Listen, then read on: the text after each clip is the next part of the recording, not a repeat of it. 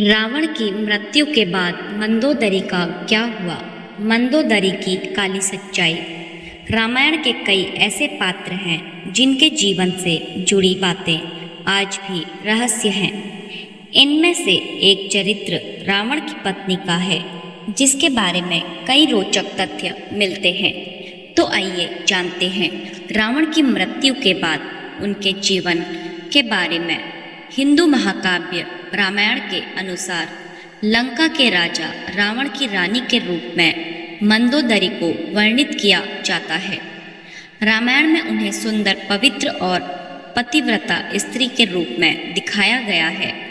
उन्हें रामायण काल की सबसे सुंदर पंचकन्याओं के रूप में जाना जाता है और मान्यता है कि उनके नाम से कई बाधाएं दूर होती हैं। आइए जानते हैं रावण की मृत्यु के बाद मंदोदरी के जीवन के बारे में, कुछ प्रचलित कथाओं के बारे में।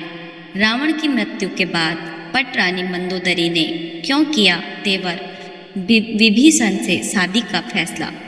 रावण की मृत्यु के बाद उसकी पटरानी रानी मंदोदरी सती होना चाहती थी, लेकिन राम ने उसे ऐसा करने से रोक दिया।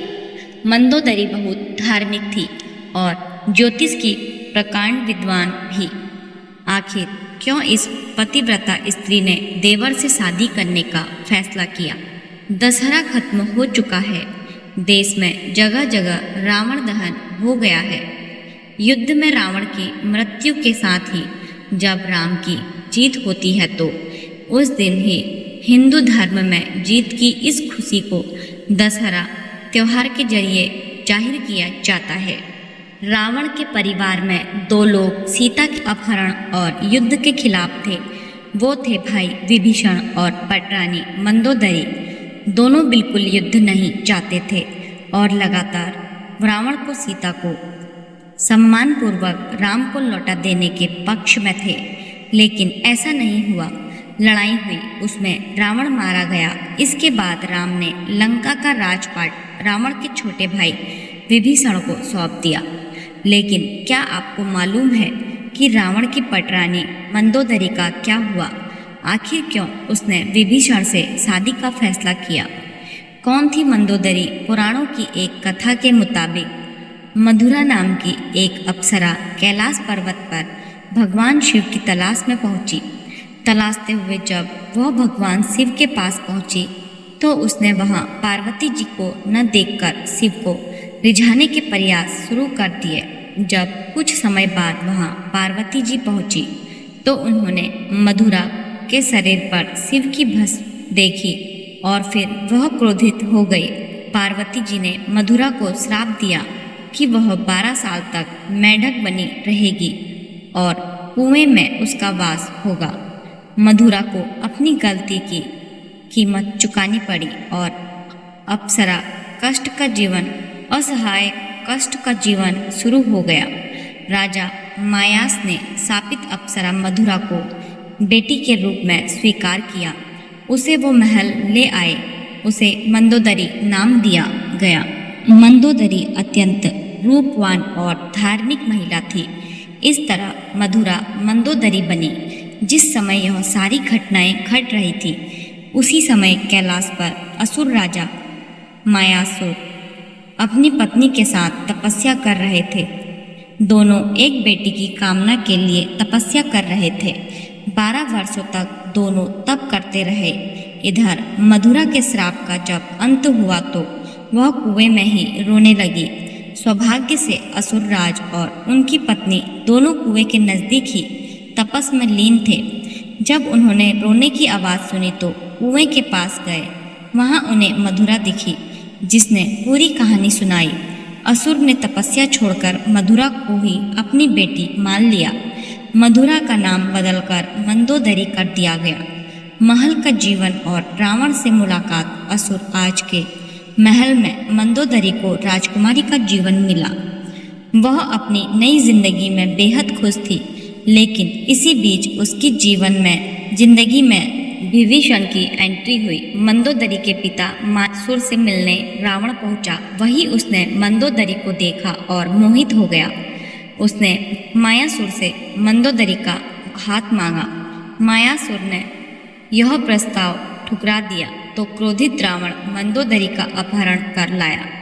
दोनों राज्यों में युद्ध की स्थिति बन गई, लेकिन मंदोदरी जानती थी कि रावण उसके पिता से ज़्यादा शक्तिशाली शासक है। इसलिए मंदोदरी ने रावण के साथ रहना स्वीकार किया। सीता अपहरण का विरोध मंदोदरी का चरित्र रामायण में बेहद नैतिक दिखाया गया है। जब रावण ने सीता का अपहरण किया था, तब मंदोदरी ने इसका विरोध किया। मंदोदरी बार बार रावण को यह समझाने का प्रयास करती रही कि दूसरे की पत्नी का अपहरण अपराध है, लेकिन रावण नहीं माना। आखिरकार राम के साथ युद्ध में रावण की बुरी पराजित हुई। वह मारा गया और मंदोदरी विधवा हो गई।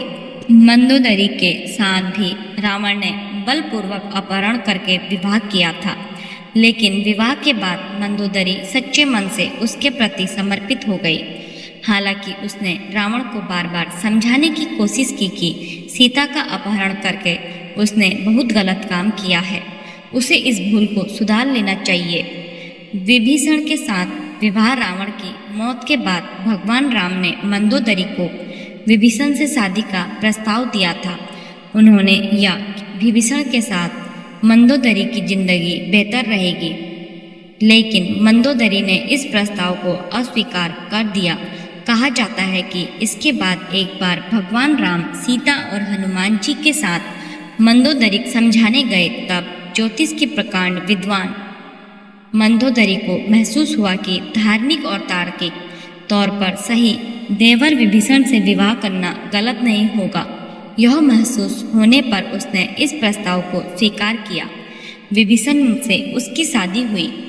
हालांकि रावण की मृत्यु के बाद मंदोदरी के बारे में वाल्मीकि की रामायण ज़्यादा कुछ नहीं कहती, लेकिन रामायण के दूसरे वर्जन में जरूर इस बारे में काफ़ी कुछ कहा गया है।